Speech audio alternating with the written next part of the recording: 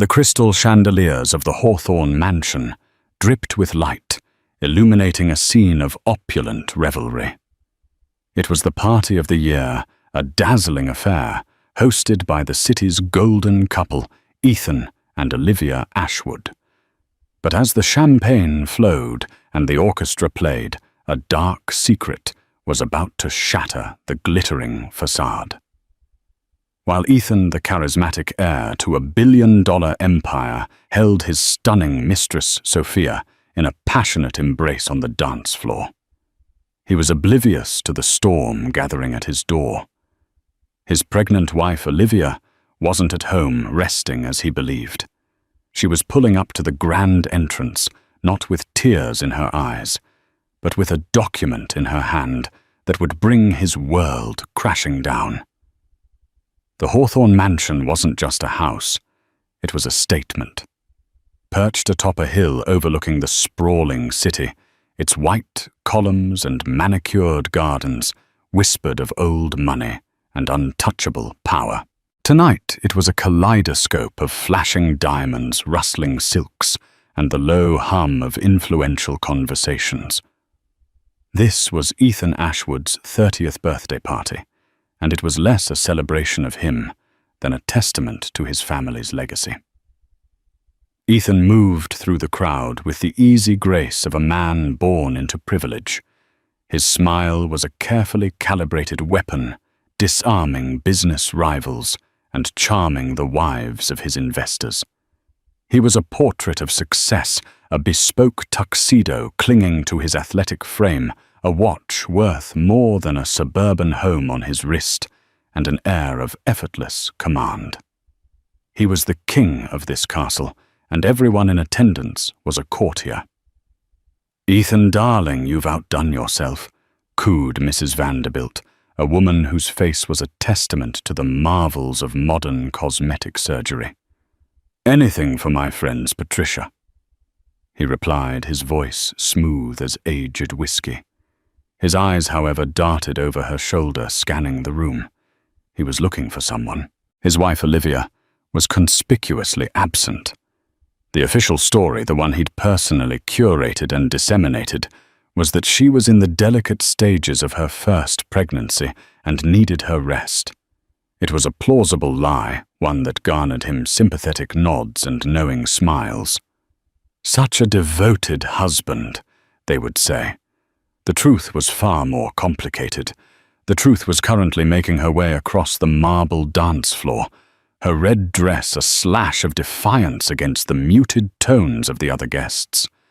Sophia Reyes was a vision of fiery beauty, her dark hair cascading down her back, her laughter a melody that seemed to pull Ethan towards her like a siren's call. She wasn't just his mistress.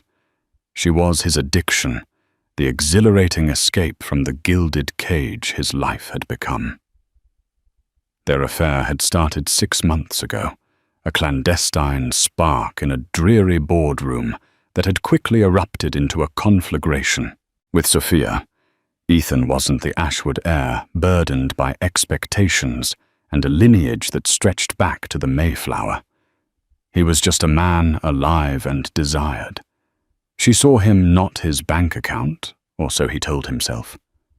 He intercepted her near the French doors that led to the terrace. The orchestra swelled, providing the perfect cover. "You're late," he murmured, his hand finding the small of her back. "I had to make an entrance, didn't I?" Sophia's voice was a low purr. "I couldn't let your wife have all the attention even in absentia." A flicker of unease crossed Ethan's face at the mention of Olivia. "Let's not talk about her tonight." "Fine by me," Sophia said, her fingers tracing the lapel of his tuxedo. "In fact, let's not talk at all." She pulled him onto the dance floor, her body molding against his. They moved as one, a symphony of illicit desire. The other guests, a mixture of the oblivious and the politely unseeing, gave them a wide berth. In their world, discretion was the highest virtue. As long as the facade remained intact, the sins committed behind it were of little consequence. Ethan spun her around, his heart pounding a rhythm that had nothing to do with the music. He felt an intoxicating cocktail of guilt and euphoria. He knew he was playing with fire, that the fragile piece of his marriage was hanging by a thread. But in Sophia's arms, the consequences felt a world away. He thought of Olivia, his sweet, unsuspecting Olivia. He had met her in college, a scholarship student with a brilliant mind and a kind heart that had been a balm to his jaded soul. She was the perfect partner, the ideal Mrs. Ashwood. She was intelligent, poised, and came from a respectable, if not wealthy, background. Marrying her had been the smartest decision he'd ever made, both for his heart and for his public image. Their life together was a carefully constructed masterpiece of domestic bliss, the kind that graced the covers of society magazines. The pregnancy was the final perfect touch.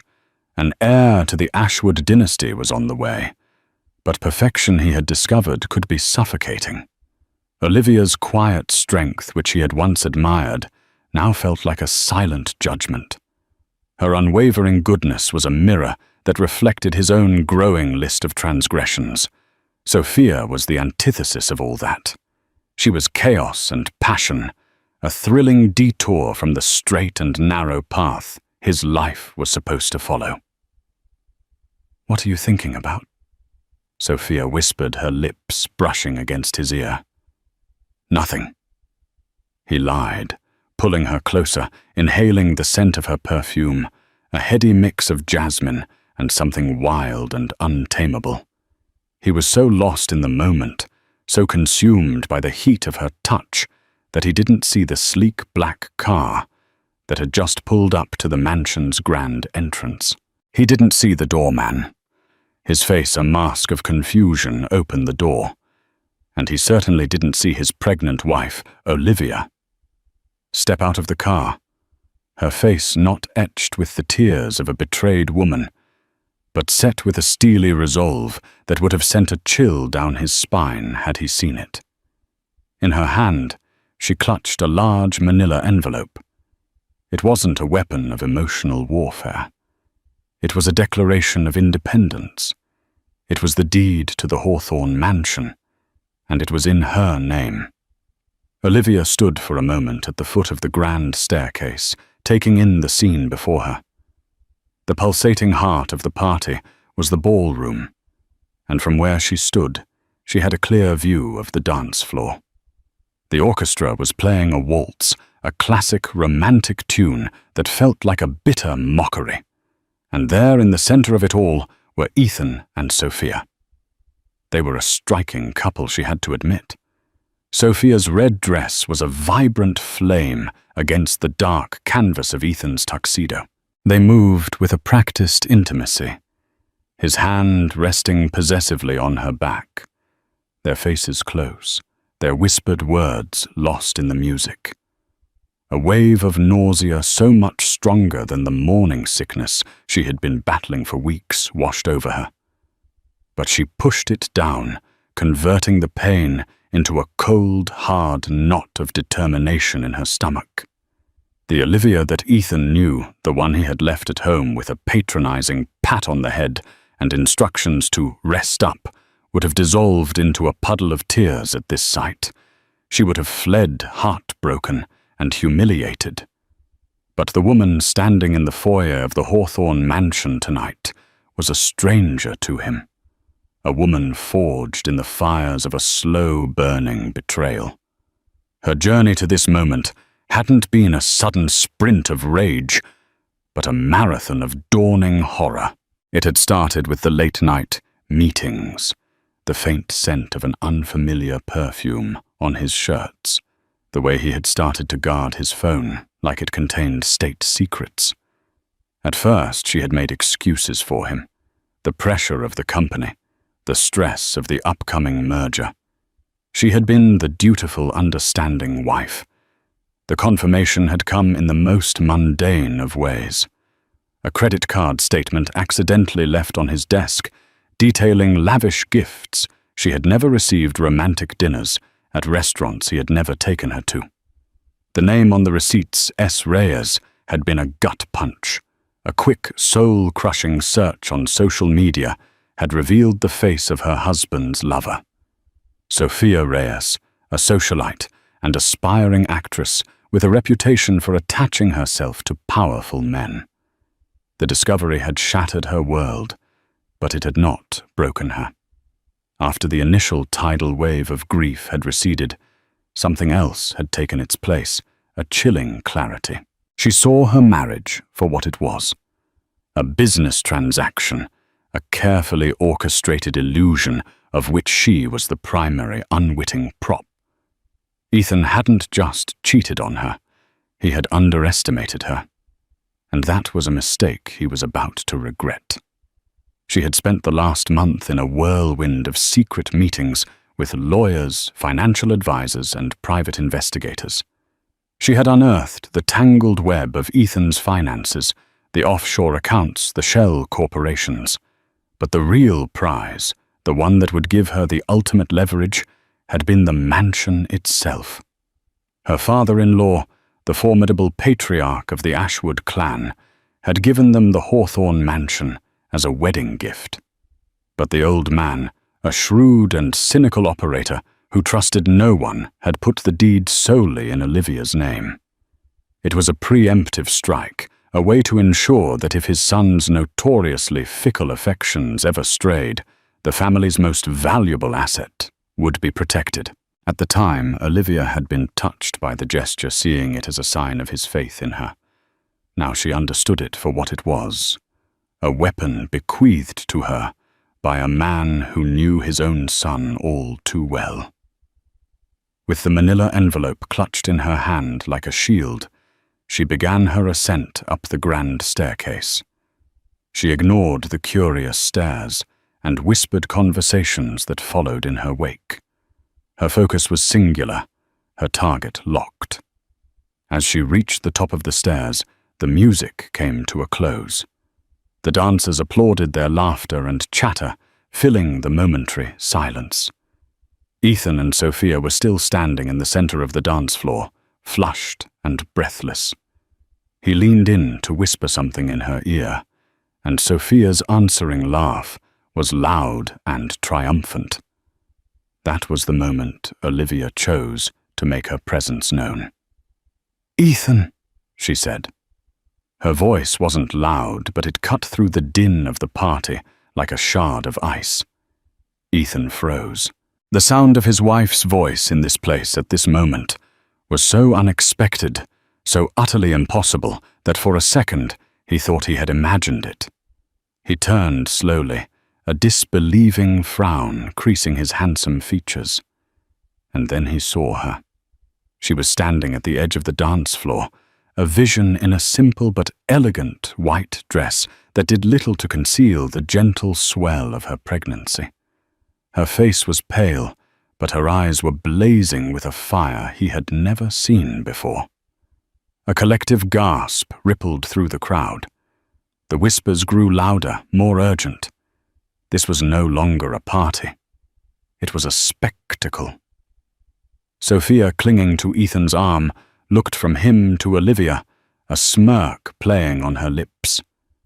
She seemed to relish the drama, the public confrontation. She had won, and she wanted everyone to know it. "Well, well," Sophia said, her voice dripping with condescension. "Look what the cat dragged in. I thought you were supposed to be at home, resting." Olivia's gaze didn't waver from Ethan's face. "I was," she said, her voice calm and even. "But I had some business to attend to." Ethan finally found his voice, though it was hoarse and unsteady. "Olivia, what are you doing here? You should be in bed." "I've been in bed for a long time, Ethan," she replied, her words heavy with a meaning that was lost on the onlookers, but that hit him with the force of a physical blow. "I've been asleep, but now I'm wide awake." She took a step forward, and another, until she was standing directly in front of them. The orchestra, sensing the seismic shift in the atmosphere, had fallen silent. The only sound was the frantic beating of Ethan's heart in his own ears. "What is this, Olivia?" he demanded, trying to inject a note of authority into his voice to regain control of the situation. "What's in the envelope?" Olivia's lips curved into a small, sad smile. "It's a gift," she said, "for your 30th birthday." She extended the manila envelope to him. He hesitated for a moment, his eyes darting from her face to Sophia's, to the sea of curious faces surrounding them. He felt trapped, exposed like an animal caught in the headlights. With a trembling hand, he took the envelope. He tore it open, his movements clumsy and rushed. He pulled out the sheaf of papers inside, and his eyes scanned the first page. He saw the official letterhead, the legal jargon, the familiar address of the Hawthorne mansion, and then he saw the name printed in bold, undeniable, black ink, Olivia Ashwood. Sole proprietor. The colour drained from his face. The ballroom, with its glittering chandeliers and elegantly dressed guests, seemed to tilt on its axis. He looked up at Olivia, his eyes wide with a mixture of disbelief and dawning horror. "Happy birthday, darling," Olivia said, her voice soft but laced with steel. "Now get your whore out of my house." The silence that followed Olivia's words was so profound. It was as if a vacuum had sucked all the air out of the room. The guests stood frozen, their faces a mixture of shock scandal and a kind of horrified glee.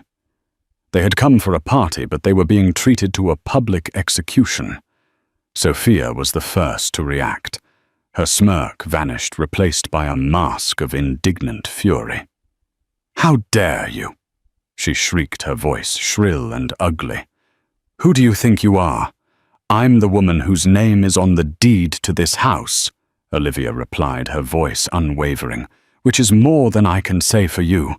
You're just a temporary distraction, and your time is up." She turned her gaze back to Ethan, who was still staring at the papers in his hand, as if they were a venomous snake. "I said get her out." Ethan, for the first time in his life, was utterly speechless. His carefully constructed world was crumbling around him, and he had no idea how to stop it. He looked at Sophia, her face contorted with rage, and then at Olivia, her expression a cold, unreadable mask. He was trapped between the woman he desired and the woman who held all the power. "Ethan, are you going to let her speak to me like that?" Sophia demanded, grabbing his arm. He flinched at her touch. The spell was broken. The intoxicating allure that had surrounded Sophia just moments before had evaporated, leaving behind something cheap and desperate. He saw her now through the eyes of the crowd, through the eyes of his wife. He saw a liability, a mistake, a catastrophic error in judgment. "Sophia, I think you should go," he said, his voice barely a whisper. "What?" Her jaw dropped. "You're taking her side." "Just go," he repeated more forcefully this time, pulling his arm from her grasp. Sophia stared at him for a long moment, her eyes filled with a mixture of disbelief and betrayal. Then, with a guttural cry of fury, she turned and stormed away, pushing her way through the stunned crowd. The red dress, which had seemed so glamorous just minutes before, now looked like a flag of defeat. The guests, sensing that the main event was over, began to disperse their whispers following Sophia out of the ballroom. They had their story, the scandal that would be the talk of the city for weeks to come. Ethan and Olivia were left alone in the center of the vast, empty dance floor. The orchestra had packed up and gone. The caterers were discreetly clearing away the remnants of the party. The silence was deafening. "Olivia," Ethan began, his voice pleading, "we need to talk." "There's nothing to talk about," she said, turning to walk away. "Please," he said, reaching for her arm. "Don't do this." She stopped, but she didn't turn to face him. Do what, Ethan? Stand up for myself. Refuse to be your doormat. Forgive me if I'm a little new to this. I've been playing the part of the perfect, oblivious wife for so long, I almost forgot who I really was. I'm sorry, he said, and for the first time he sounded like he meant it. I messed up. I know I did. But we can fix this. We have a child on the way. At the mention of their baby, a flicker of pain crossed Olivia's face. It was the one chink in her armor, the one vulnerability she couldn't completely conceal. Don't you dare use our child as a bargaining chip, she said, her voice trembling with a rage that was far more potent than Sophia's theatrical outburst. You lost the right to do that when you decided to start a second family with her. That's not what she is, he insisted. She meant nothing. Olivia finally turned to face him, her eyes filled with a weary sadness. She meant enough for you to humiliate me in front of our friends and family. She meant enough for you to risk everything we've built. She meant enough for you to break my heart. She took a deep breath, steadying herself. I want you out of the house, Ethan. I'll have your things packed and sent to a hotel. My lawyer will be in touch with yours on Monday morning. Olivia, you can't be serious, he said, his voice laced with panic. My father, the company, my reputation. You should have thought about your reputation before you decided to have an affair, she said, her voice devoid of sympathy. As for your father, I have a feeling he'll be more understanding than you think. She turned and walked away, her back straight, her head held high. She didn't look back. She didn't need to. She had won. Ethan stood alone in the wreckage of his party, the deed to the mansion still clutched in his hand. He had never felt so powerless, so completely and utterly defeated. The king had been dethroned not by a rival or an enemy, but by the one person he had taken for granted. The next few days passed in a blur of damage control and public humiliation. The story of the party was everywhere, splashed across the gossip columns and whispered about in the boardrooms and country clubs of the city's elite. Ethan became a pariah, a cautionary tale. His father, as Olivia had predicted, was surprisingly pragmatic about the situation. He was furious, not at the infidelity, but at the public nature of the scandal. You've brought shame on this family, he had thundered over the phone. But the damage is done. Now we have to contain it. He had summoned Olivia to his office, a stark, intimidating space on the top floor of the Ashwood Tower. She had gone not as a supplicant, but as an equal. I assume you're here to talk about the divorce, she said, taking a seat without waiting for an invitation. The old man regarded her with a new respect. He had always seen her as a pretty pliable accessory for his son. He was beginning to see the steel beneath the silk. There will be no divorce, he said, his voice firm. Not now, not with a baby on the way. The press would have a field day. The company's stock would plummet. That's not my problem, Olivia said calmly. It will be, he replied. I'm prepared to offer you a deal. He slid a folder across the polished mahogany desk. Olivia opened it. Inside was a proposal, a contract of sorts. It offered her a significant stake in the company, a seat on the board, and complete financial independence. In return, she would have to maintain the public appearance of her marriage to Ethan until after the baby was born, and the scandal had died down. You want me to continue to live a lie? She asked, her voice incredulous. I want you to be smart, he said. Ethan has been a fool. He has been punished. But the Ashwood name, the Ashwood legacy is bigger than both of you. This is not about forgiveness, Olivia. It's about power. I'm offering you a seat at the table, a real one, not as Ethan's wife, but as a partner. Olivia looked at the papers in her hand, and then at the old man's hard, shrewd face. She thought of the baby growing inside her, a child who would be born into this world of power and privilege, a world she now had the opportunity to shape. She thought of the woman she had been, the woman who had been so easily dismissed and discarded. And she thought of the woman she was becoming, a woman who would never be underestimated again. A slow smile spread across her face. It was the smile of a queen who had just checkmated a king. "All right, Mr. Ashwood," she said, extending her hand. "You have a deal."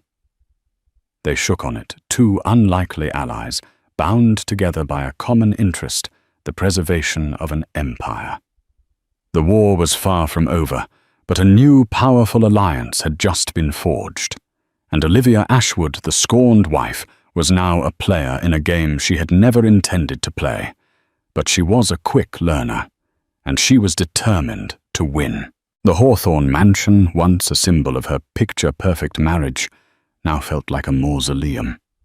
The silence was a constant, oppressive presence, broken only by the ticking of the grandfather clock in the foyer and the hushed footsteps of the staff, who now looked at her with a mixture of pity and awe. Olivia had won the battle, but the victory felt hollow. Ethan was gone, banished to a luxury hotel suite that felt more like a prison. He called her daily, his voice a pathetic cocktail of remorse and desperation. She let the calls go to voicemail, listening to his rambling apologies with a detached coldness that surprised even herself. The love she had once felt for him had curdled into a bitter resentment. Her new life was a strange paradox. By day she was the ascendant power player, a woman finding her footing in the cutthroat world of corporate finance.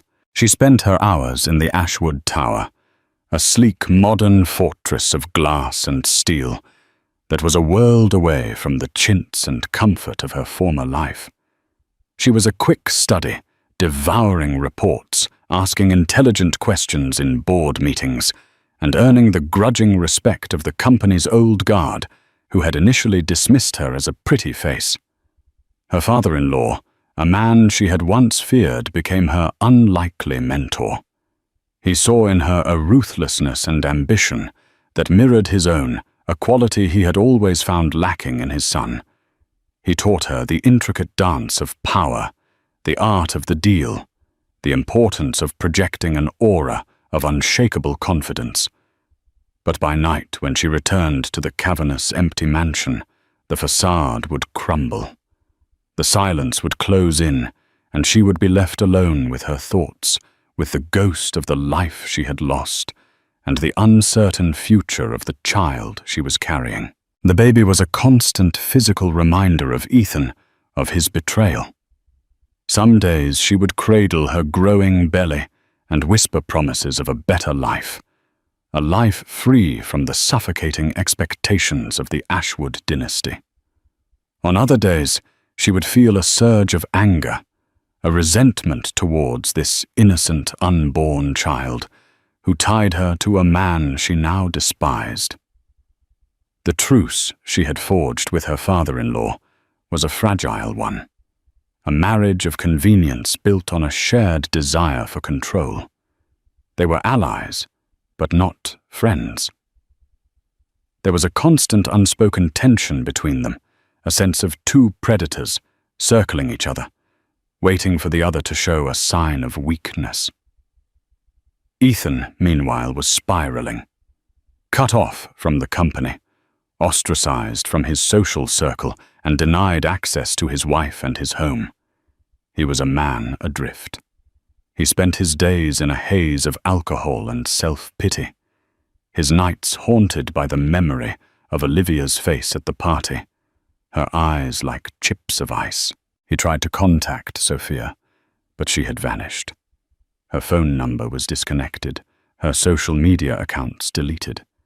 He heard whispers that she had left the country, that she had been paid off by his father to disappear.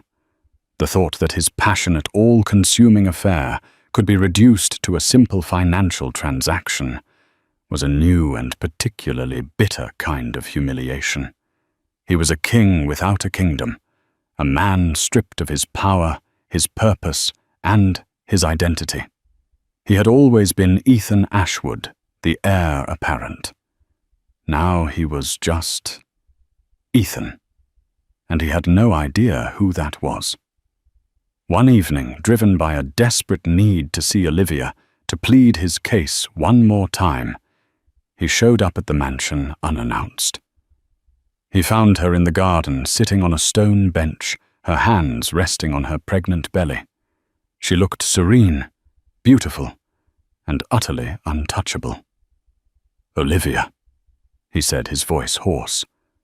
She looked up, her expression unreadable. "What are you doing here, Ethan? You're not supposed to be here." "I had to see you," he said, taking a step closer. "I can't live like this. I need you. I need our family." "You destroyed our family," she said, her voice flat and devoid of emotion. "I can fix it," he insisted. "I'll do anything. I'll go to therapy. I'll cut ties with everyone you don't trust. I'll be the husband you deserve." She looked at him for a long moment, her gaze searching his face. She saw the desperation in his eyes, the genuine remorse. A part of her, the old Olivia, the woman who had loved him so fiercely, wanted to believe him. But the new Olivia, the woman who had been forged in the crucible of his betrayal, knew better. "It's too late, Ethan," she said, her voice soft but final. "You didn't just break my heart, you broke my trust, and that's something that can never be fixed." She stood up and walked back towards the house, leaving him alone in the twilight. He watched her go, a sense of utter finality washing over him. He had lost her. He had lost everything. As Olivia entered the house, her phone buzzed. It was a text from her father-in-law. "Board meeting tomorrow at 9 a.m. Be prepared to discuss the new marketing strategy." She took a deep breath, pushing aside the lingering image of Ethan's heartbroken face. She had a new life now, a new purpose. She was no longer just a wife, a mother-to-be. She was a businesswoman, a power player, a force to be reckoned with. She was Olivia Ashwood, and she was just getting started. The war for the Ashwood Empire had just begun, and the lines were being drawn. On one side was the old guard, the patriarch, and his newfound protege. On the other was the disgraced heir, a man with nothing left to lose and a burning desire for revenge. And in the middle was an unborn child, the ultimate prize, in a game where there could be no winners, only survivors. The weeks that followed were a masterclass in psychological warfare. The Hawthorne mansion became Olivia's fortress, and the Ashwood Tower her battlefield. She thrived in the high-stakes environment, her mind sharp, her instincts honed.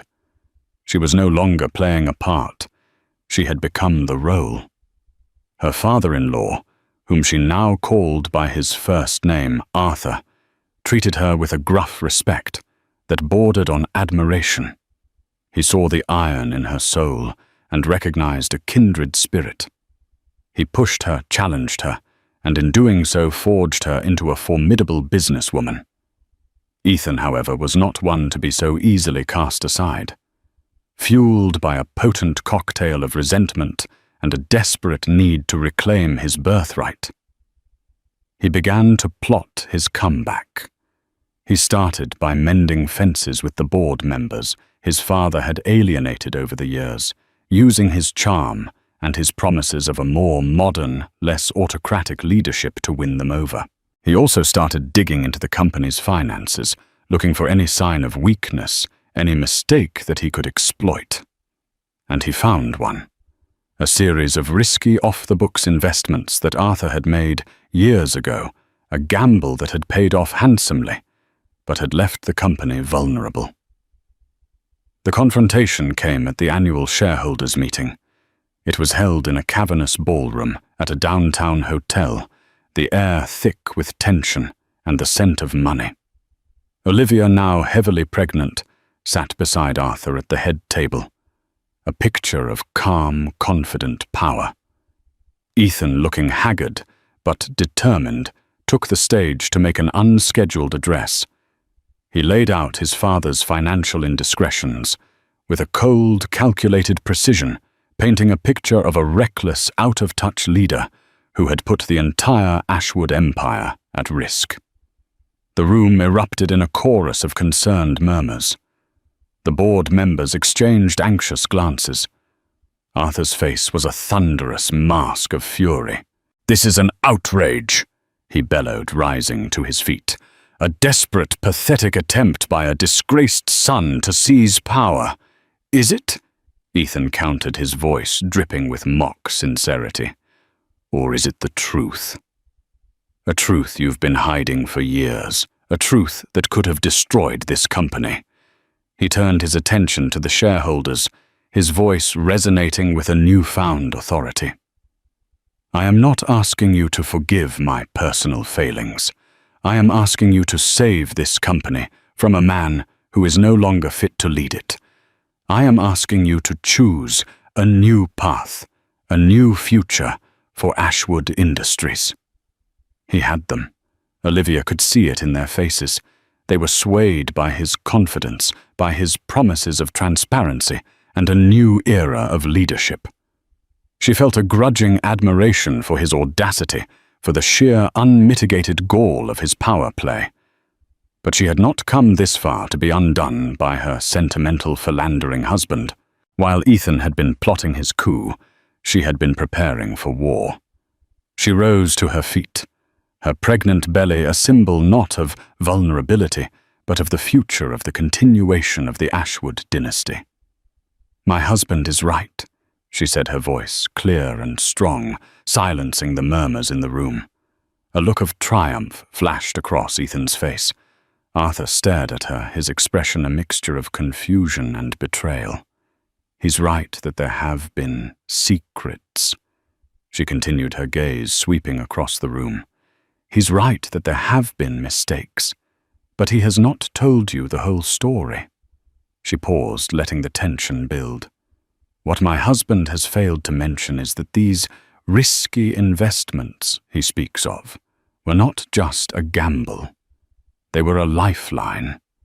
They were the very thing that saved this company from bankruptcy during the last recession, a fact that is conveniently omitted from the documents he has presented to you today. She had the company's real financial records, the ones that told the whole story, projected onto a large screen behind her. The numbers, the charts, the graphs, they all painted a very different picture from the one Ethan had presented. They showed a leader who had taken a calculated risk to save his empire, a gamble that had paid off in spades. "My father-in-law is not a reckless man," she said, her voice filled with a conviction that was impossible to fake. "He is a visionary. He is the reason we are all in this room today, the reason the Ashwood name is synonymous with success and stability." She then turned her attention to Ethan, her eyes blazing with a cold fire. "As for my husband, a man who would use his own family's secrets to further his own ambitions, a man who would tear down his own father to build himself up. Is that the kind of leader you want for this company? Is that the kind of man you can trust with your future?" The silence that followed was broken by a single, slow clap. It came from one of the oldest, most respected members of the board, and then another joined in, and another, until the entire room was filled with a thunderous applause. Ethan stood frozen, his face a mask of disbelief. He had been so close. He had tasted victory. And then in a matter of moments, Olivia had snatched it away from him. She had not just defeated him, she had annihilated him. Arthur looked at Olivia. his eyes filled with a pride and respect that he had never shown his own son. He had chosen his heir, and he had chosen well. The vote of confidence in Arthur's leadership was unanimous. Ethan left the ballroom, a broken man, his last desperate gamble, having failed spectacularly. He had lost not just the company, but the respect of his peers, the love of his wife, and the last vestiges of his own self-worth. A few weeks later, Olivia gave birth to a healthy baby boy. She named him Alexander, a name that meant defender of the people. She stood at the window of her hospital room, looking out at the city skyline, the Ashwood Tower gleaming in the distance.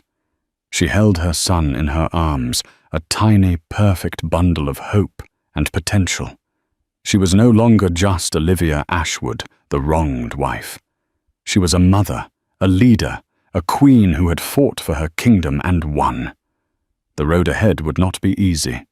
There would be more battles to fight, more challenges to overcome. But she was ready. She had found a strength she never knew she possessed, a power she had never dared to dream of. And as she looked down at her son's face, she made a silent promise. She would build a new legacy, an empire of her own, on the ashes of the one that had almost destroyed her. The future of the Ashwood dynasty was in her hands, and she would not falter. 5 years passed. The scandal that had rocked the city's elite faded from a blazing headline to a whispered legend, a cautionary tale told at cocktail parties. In its place, a new narrative had taken root, one meticulously crafted by Olivia Ashwood. It was the story of a woman who had not just survived a public humiliation, but had thrived in its aftermath, transforming Ashwood Industries from a stagnant old money behemoth into a dynamic, forward-thinking powerhouse. The Hawthorne mansion was no longer a mausoleum, but a home filled with the laughter of a bright, inquisitive 5-year-old boy. Alexander was the center of Olivia's universe, a grounding force in her high-powered life. He had his father's charming smile and her own determined eyes. She was raising him to be kind, intelligent, and above all to understand the value of integrity, a quality she felt was sorely lacking in his paternal lineage. She rarely spoke of Ethan, and to Alexander his father was a phantom, a face in a few carefully selected photographs, a man who was away on a long trip. Arthur Ashwood, his health failing, had officially retired, ceding the title of CEO to Olivia. He now spent his days in a quiet wing of the mansion, a frail but still sharp observer, watching with immense pride as the woman he'd once underestimated steered his legacy into the future. The alliance born of crisis had solidified into a genuine, if unconventional, bond of respect. Olivia was the daughter he'd never had, the successor his own son could never be. But the past is never truly buried. It lies in wait, a dormant seed ready to sprout at the first sign of rain. The rain came on a Tuesday morning, not as a storm, but as a quiet, unassuming announcement in the financial pages. A new tech company, Phoenix Innovations, had just secured a massive, game-changing contract with the city's infrastructure project, a contract that Ashwood Industries had been the front-runner to win. The name of Phoenix's founder and CEO sent a jolt through Olivia, a cold shock that felt unnervingly familiar.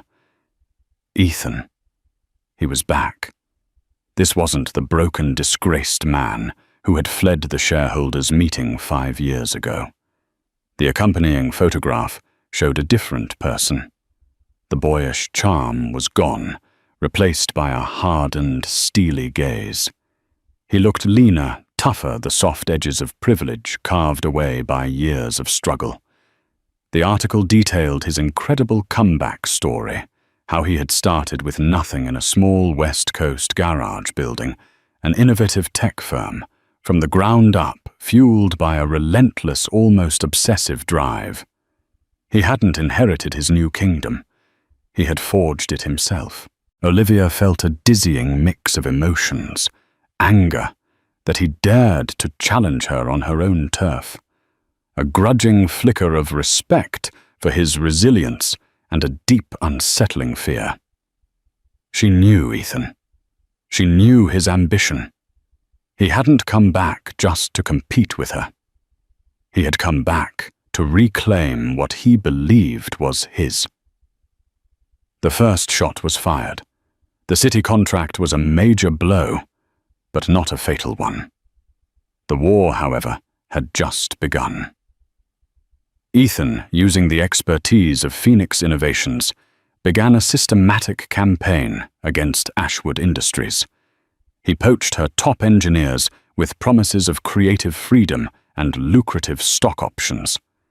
He outmaneuvered her on key international deals, using a nimbleness and aggression that the larger, more bureaucratic Ashwood couldn't match.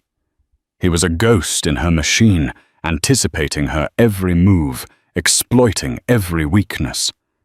It felt personal because it was. He wasn't just trying to win. He was trying to prove that he was, and always had been, the smarter, more capable Ashwood. The confrontation she had been dreading and preparing for came at a charity gala, an event she could not avoid. She saw him across the crowded room holding court, his newfound success radiating from him like a magnetic field. He looked up, and their eyes met. The years melted away. For a heart-stopping moment, he was just her, Ethan, the man she had once loved with every fibre of her being. He made his way towards her, the crowd parting for him as it once had, when he was the heir to the Ashwood throne. "Olivia," he said, his voice a low, familiar rumble. It was deeper now, rougher around the edges. "You look incredible." "Cut the pleasantries, Ethan," she replied, her voice colder than she intended.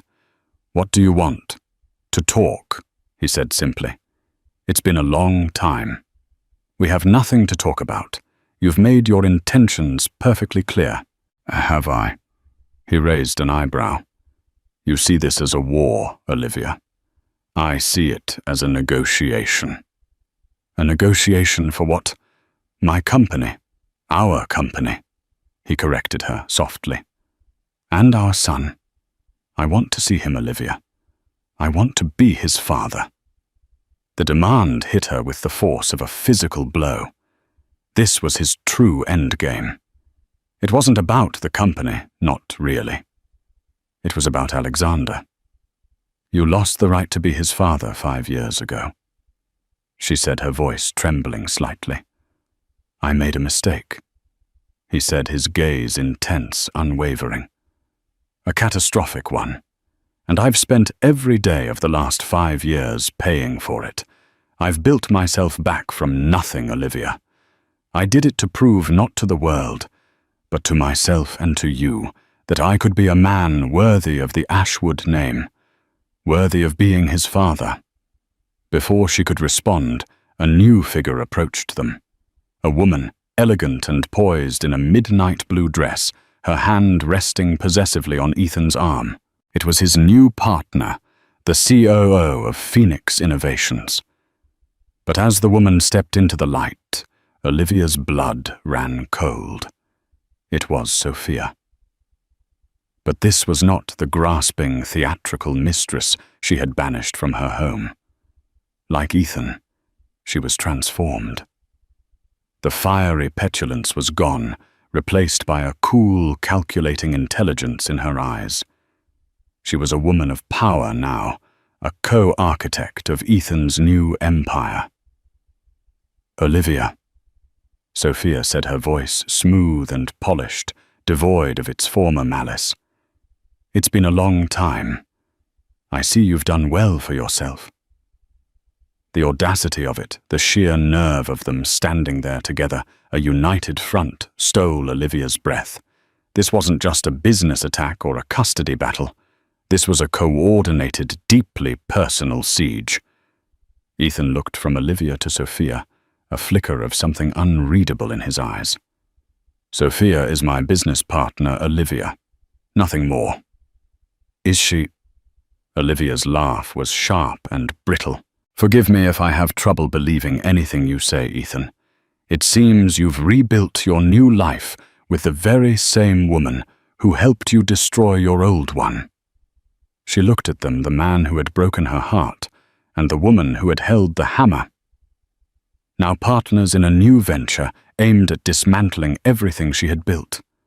A chilling realization dawned on her. Ethan hadn't just come back for his son, or for the company. He had come back with a secret weapon, a ghost from their shared past.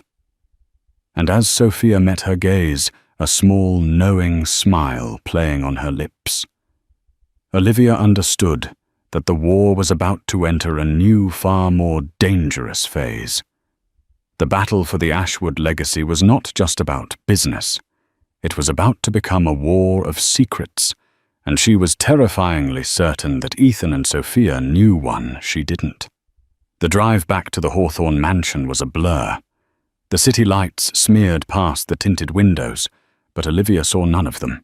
She saw only the cool, confident smirk on Sophia's face and the unnerving calm in Ethan's eyes. It was the look of a predator that had its prey cornered. They weren't just attacking her company. They were laying siege to her life, and they had brought a battering ram in the form of a secret she couldn't identify. Upon arriving, she didn't go to her own wing. She went straight to Arthur's. She found him by the fire, a tartan blanket over his frail legs, reading a leather-bound book. He looked up as she entered, his eyes still sharp, immediately sensing her distress. "They're back," Olivia said, her voice tight. "Together." Arthur closed his book, his gnarled fingers resting on the cover. "Ethan and the girl. She's not a girl anymore, Arthur. She's his partner. They run Phoenix Innovations. They took the city contract, and they're threatening to expose something that they believe can destroy us." A shadow passed over the old man's face. It was a fleeting, almost imperceptible change, but Olivia, who had spent 5 years studying his every nuance, saw it clearly. It was the flicker of a very old fear. "Nonsense," he rasped, his voice lacking its usual authority. "Desperate tactics from a desperate man. He has nothing." "Are you sure?" Olivia pressed her gaze, boring into him. "Is there any skeleton in the Ashwood closet, Arthur? Anything from the past that could be used against us?" He looked away from her towards the dancing flames. "Every family has its secrets, Olivia.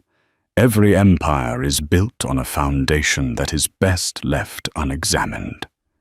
His evasiveness was her answer. The threat was real.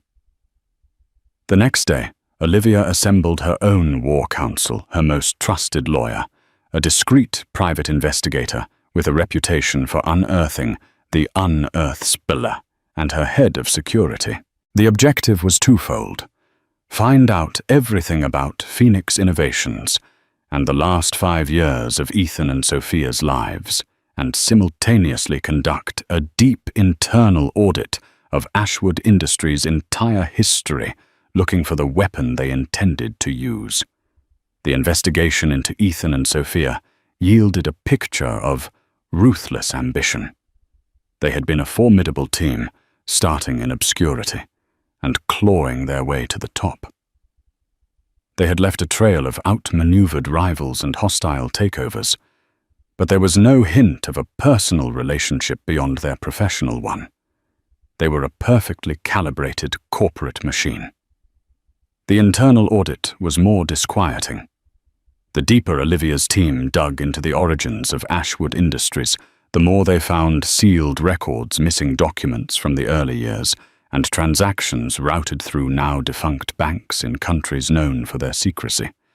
It was a labyrinth of corporate camouflage, and at its center was Arthur. 2 weeks into the investigation, the warning shot arrived.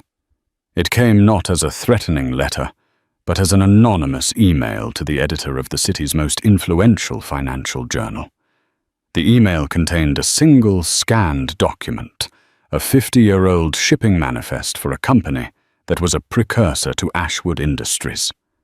The manifest detailed a cargo of industrial machinery being shipped from a conflict zone in South America.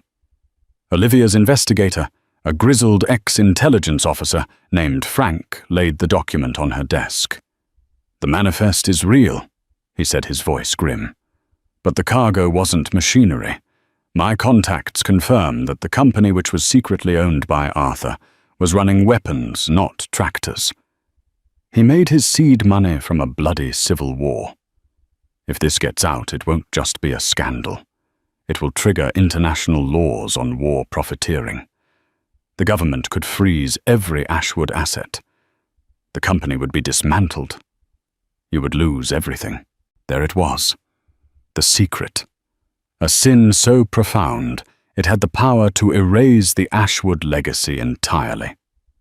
The journal, not yet having enough evidence to run the story, sent a query to Ashwood's press office. It was a courtesy, a chance to respond. It was also Ethan's ticking clock. That evening, he called her personal line. She answered. "Did you get my message?" he asked, his voice devoid of triumph, instead holding a note of grim necessity. "You would burn your own family's name to the ground," she asked, her voice a low, furious whisper. "You would do that to your son. Taint his name with war crimes. Our son's name is already tainted."